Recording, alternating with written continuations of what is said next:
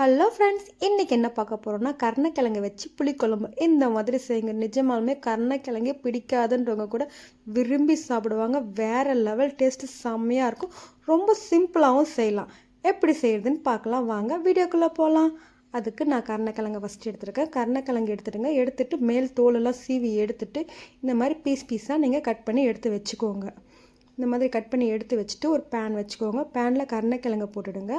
அது கரெக்டாக முழுகிற அளவுக்கு மட்டும் தண்ணி ஊற்றினா போதும், அதிகமாக ஊற்ற தேவையில்ல. போட்டுட்டு உப்பு போட்டுக்கோங்க. உப்பு போட்டுட்டு மீடியம் ஃப்ளேமில் ஒரே ஒரு விசில் விட்டு எடுத்துருங்க.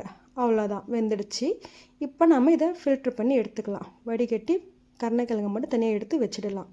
தனியாக எடுத்து வச்சுட்டு இப்போ பேன் வச்சுக்கலாம். இன்னொரு பேன் வச்சுட்டு ஒரு குழிக்கரண்டி எண்ணெய் விட்டுக்கோங்க. நல்லெண்ணெய் விட்டால் இன்னும் டேஸ்ட்டு சூப்பராகவே இருக்கும். இல்லைனா வீட்டில் இருக்கிற எண்ணெயை வச்சு விட்டுக்கோங்க. விட்டுட்டு 1/2 டேபிள் ஸ்பூன் சீரகம், 1/4 டேபிள் ஸ்பூன் வெந்தயம், வரமிளகா, ஒரு கைப்பிடி அளவுக்கு பூண்டு போட்டுக்கோங்க. 2 கைப்பிடி அளவுக்கு சின்ன வெங்காயம் உரித்து எடுத்து வச்சுருக்கேன். கருவேப்பிலை போட்டுட்டு அதை வதங்கினதுக்கு அப்புறமா நம்ம எடுத்து வச்சுருக்கோம்ல சின்ன வெங்காயம், 2 கைப்பிடி அளவுக்கு சின்ன வெங்காயம் போட்டுக்கோங்க. பெரிய வெங்காயம் போடவே கூடாது, சின்ன வெங்காயம் தான் போடணும். போட்டுட்டு இந்த மாதிரி நல்லா வதக்கிடுங்க. வதக்கிட்டு நான் தக்காளி ஒரு மீடியம் சைஸ் தக்காளி 3 எடுத்திருக்கேன். அதை இதில் போட்டுடுங்க. போட்டுட்டு பெருங்காயத்தூள் கொஞ்சமாக போட்டுக்கோங்க. பெருங்காயத்தூள் கொஞ்சம் போட்டு நல்லா வதக்கிடுங்க. இது தக்காளி வதங்கிறதுக்காக உப்பு கொஞ்சம் போட்டுக்கலாம். அப்போ தான் சீக்கிரமாக தக்காளி வதங்கிடும். இப்போ போட்டுட்டு நல்லா வதக்கி விட்டிங்கன்னா இந்த அளவுக்கு நல்லா வதங்கி வந்துடும். பார்த்திங்களா, நல்லா வதங்கி வந்துடுச்சு. இப்போது குழம்பு மிளகாத்தூள் 2 டேபிள் ஸ்பூன், காஷ்மீரி மிளகாத்தூள் 1 டேபிள் ஸ்பூன். காஷ்மீரி மிளகாய் ஆப்ஷனல் தான், வேணும்னா போட்டுக்கோங்க, வேண்டாம்னா விட்டுடுங்க. கலருக்காக மட்டும்தான் நீங்கள் போடணுன்னா போட்டுக்கோங்க. இப்போ புளி கரைச்சல், ஒரு நெல்லிக்காய் சைஸ் புளியை நான் கரைச்சி எடுத்துகிட்டு வந்திருக்கேன். அது இதில் ஊற்றிடலாம். ஊற்றி விட்டுட்டு நல்லா கலந்து விட்டுடுங்க.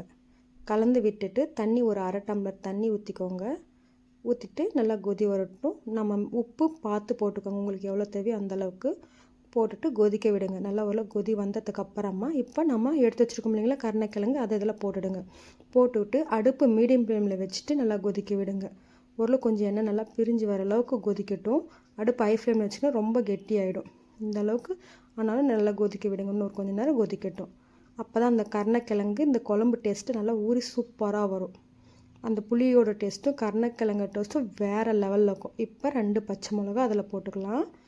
போட்டுட்டு இப்போ ஒரே ஒரு சிட்டிகை மிளகுத்தூள், பெப்பர் சொல்லுவாங்க இல்லைங்களா, பெப்பர் கொஞ்சமாக போட்டுக்கோங்க.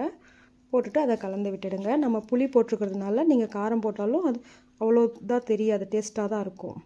போட்டுட்டு இப்போ வெல்லம் இருக்கு இல்லைங்களா, வெல்லம் கொஞ்சமாக நசுக்கி எடுத்துகிட்டு ஒரு ஸ்பூன் வெல்லம் போட்டுக்கோங்க. போட்டுட்டு நல்லா கலந்து விட்டுடுங்க. கலந்து விட்டுட்டு ஒரு 2 நிமிஷம் நல்லா கொதிக்கட்டும்.